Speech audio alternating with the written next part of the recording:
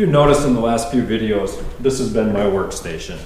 It's a piece of plywood set up on two sawhorses. It's okay, it serves its purpose, but I want something a little bit nicer. So in this video, I'm gonna build a rolling workstation. Workbench, workstation. It's gonna have drawers in it, some slots for my Plano boxes that I use, place for my drill press and my bandsaw, and a real nice work surface that I can build projects on and film on and stuff like that. It should be pretty cool. Stick around, I'll show you how I do it. I selected 12 straight 2x4s from my local building supplies store. I had to dig through the pile a little bit to make sure they were good and straight. I then cut down the two side rails to 7 feet. I cut the inside dividers to 33 inches. This will give me an outside measurement of 36 inches for my top and bottom frame.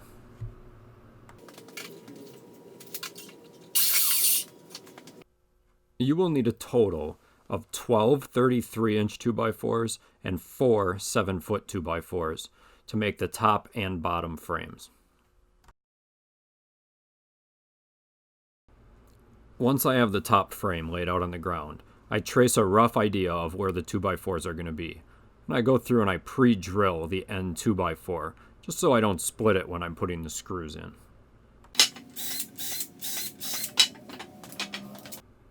With some 3-inch multi-purpose construction screws, I screw the frame together, making sure to keep the top, the bottoms, and the ends flush to each other. This is critical when we add the top later.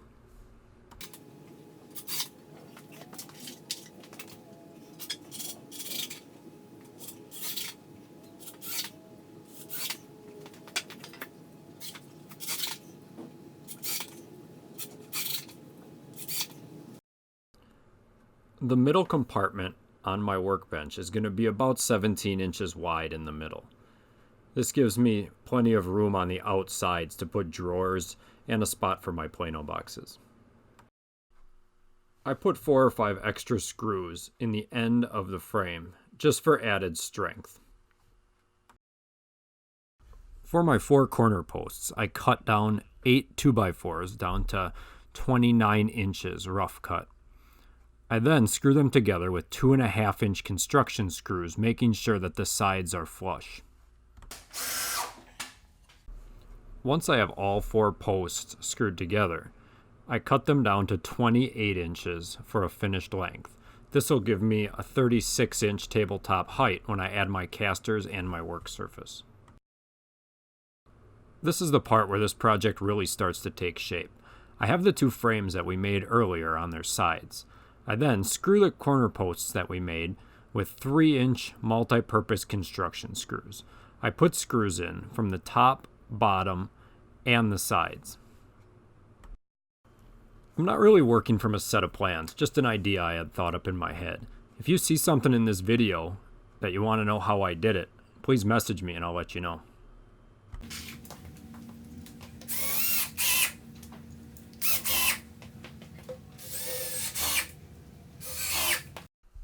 I chose 4-inch locking casters for this project. I pre-drilled all the holes and then mounted one in each corner, making sure that the lock lever is out far enough that you'll be able to step on it and release it when you want to.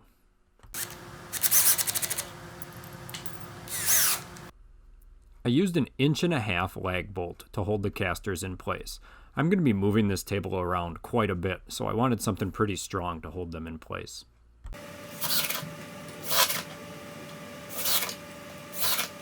Once the casters were all bolted down, I flipped it over.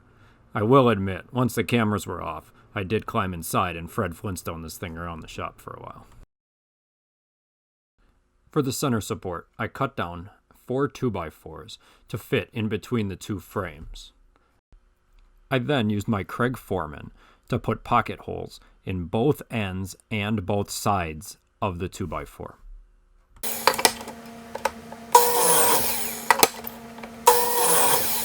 I then used a 2-inch washer head screw to hold these in place. I take a piece of 1/2-inch vinyl-faced white veneer core plywood over to my panel saw. I cut out my bottoms and my sides for the inside of the workstation. I save the scrap to use for shelves later. This is a great product to use for inside of cabinets or a workstation like this. It's bright and it cleans up really easy.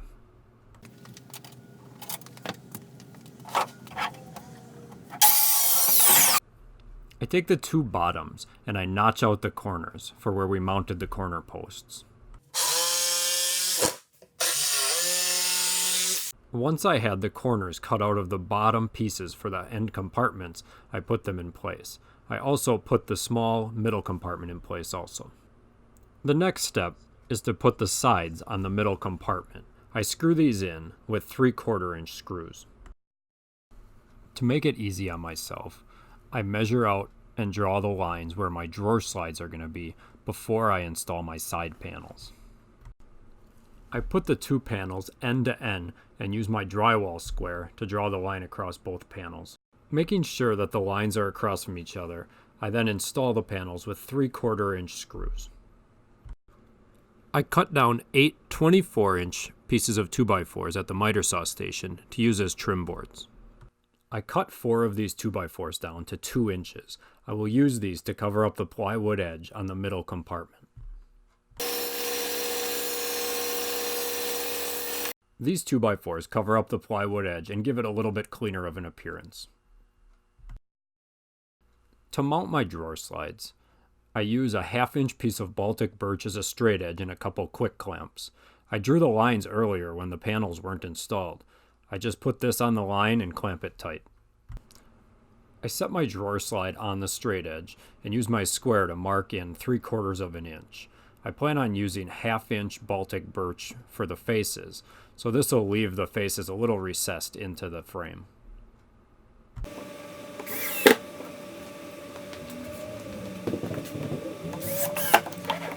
I am using 5/8 inch Baltic birch to make my drawer boxes out of. I cut these down to size on the table saw, making 6 fronts, 6 backs, and 12 sides. That'll give me a total of 6 drawers.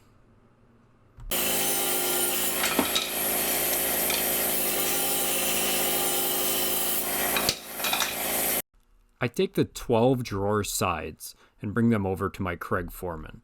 I make sure to put the pocket holes high enough so they don't interfere with the drawer slides. With a 1/4 inch dado blade installed in my table saw, I cut a slot for the drawer bottoms to sit in.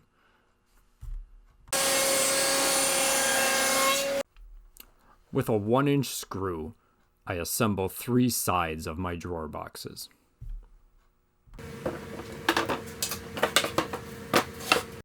For my drawer bottoms, I use a piece of 1/4 inch white marker board. It's a full 1/4 inch and fits in the dado slot really well.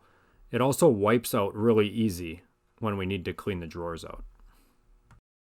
I finish the assembly of the drawer box with 4 more 1 inch screws into the pocket holes. Now that the box is complete, I mount the rails for the drawer slides onto the drawer boxes.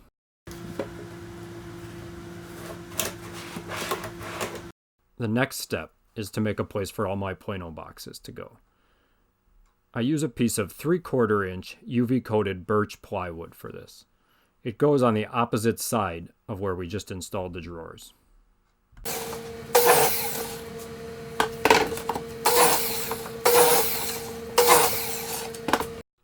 I make a pencil mark 9.5 inches in on both sides of the walls. This is how deep the boxes that I use are. I then install the piece of UV coated birch using a 1 inch pocket screw.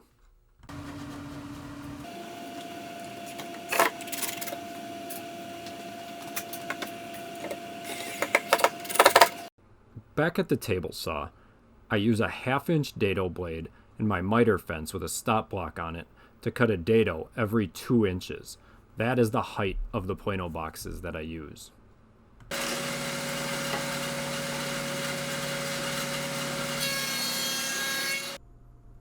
I cut down some white vinyl faced 1/2 inch plywood again to use as shelves for my Plano boxes. As a spacer on the opposite side of the dado, I use a scrap piece of the drawer bottom material that I used for my drawers, cut 2 inches by 9.5 inches long. The last step on the lower part of the workstation is to put the drawer faces on. I chose a 1/2 inch Baltic birch drawer face. I cut the plywood an 1/8 inch narrower than the opening. I have 2 8-inch drawers and 1 7-inch drawer face. I screw them in with some 3/4 inch screws, leaving an 1/8 inch gap on the top and the bottom. They inset nice into the 2x4 frame. I made a quick template out of some scrap material I had laying around for the front drawer pulls. This ensures that all the handles will line up in the same spot.